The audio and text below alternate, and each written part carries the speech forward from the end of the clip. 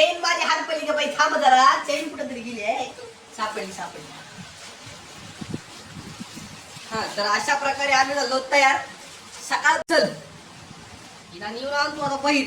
कुठं चहा प्याला, कुठेतरी बाहेर जायचं. दाखवू दे की पाऊस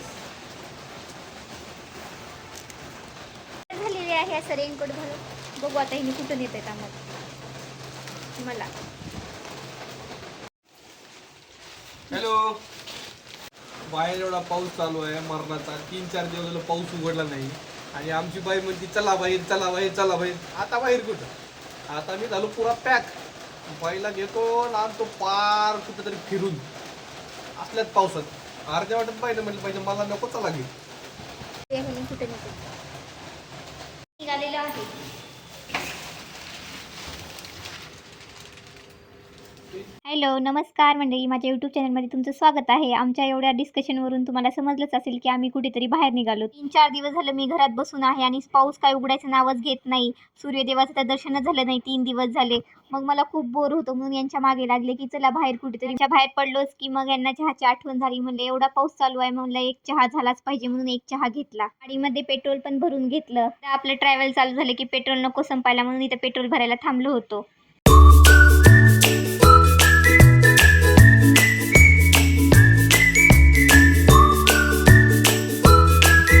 प्रवासाला तर सुरुवात झाली पण पाऊस एवढा मोठा होता, मला तर डोळ्याला लागत होता. घरात बसून तर आपल्याला काही समजतच नाही पाऊस किती मोठा आहे. मी तर मागे बसून प्रवासाचा आनंद घेत होते. मला तर खूप छान वाटत होतं आणि एवढा पाऊस होता की छान होतं ट्रॅव्हलिंग करायला. पण पुढे गेल्यानंतर एवढा पाऊस लागत होता डोळ्याला, मला वाटत होतं की आता यांनी म्हणावं की मला घरी चल.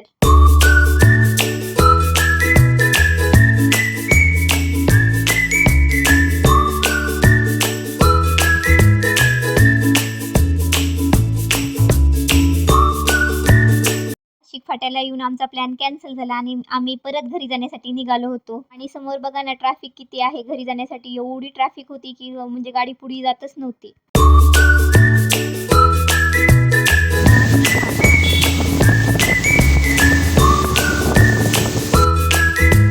मी घरी येऊन पोहोचलो आणि बाहेर थांबलो की आमचा परत प्लॅन निघाला की बाहेर जायचा. घराच्या खाली थांबलो होतो की भैयाचा फोन आला की मी आळंदीला आलो आहे, तुम्ही पण या म्हणून. आम्ही परत आळंदीला जाण्यासाठी निघालो. पावसामध्ये बाहेर फिरायला खूप छान वाटतं.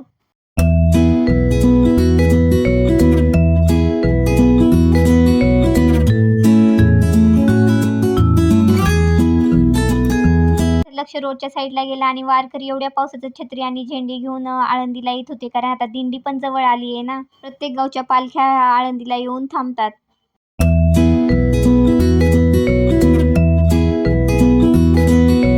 तुम्हाला माझा आवाज आला असेल की हे म्हणत होते की मोबाईल पाडून देशील. मी म्हणलं की नवीन घेऊन द्यायचा.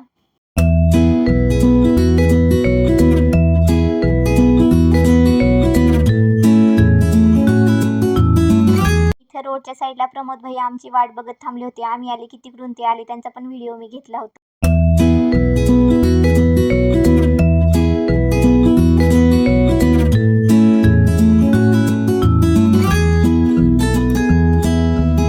समोर वासुदेव बघितले की मला आठवले की आपल्या गावाची सुंदर सकाळी यांच्या मधुर आवाजाने व्हायची. एवढं शांत वाटत होतं. इथं साईडला आम्ही बसलो होतो, एकदम निवांत छान. पाणी पण खूप छान दिसत होतं आणि हे पाण्यावर बघा ना जलपर्णी कसं दिसत आहे. आम्ही तिघजण खूप वेळ गप्पा मारत इथे बसलो होतो.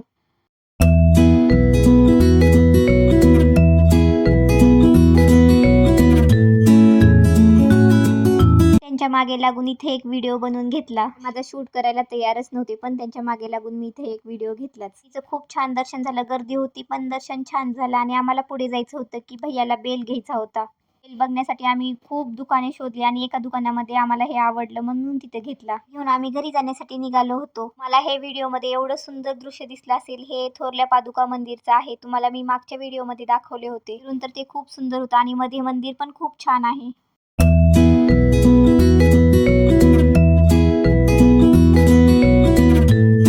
घरी जात असताना मला एका ऑटोवर हे असं छान असं लेक दिसला होता. मग मी त्याचा एक व्हिडिओ घेतला. जात असताना घरी एका माणसाची गाडी बंद पडली होती आणि प्रमोद भैया त्यांना बघा किती हेल्प करत आहेत. आमचा पूर्ण दिवस असा गेला. व्हिडिओ आवडला असेल तर सबस्क्राईब करा आणि पुन्हा भेटूया पुढच्या ब्लॉगमध्ये. तोपर्यंत बाय बाय.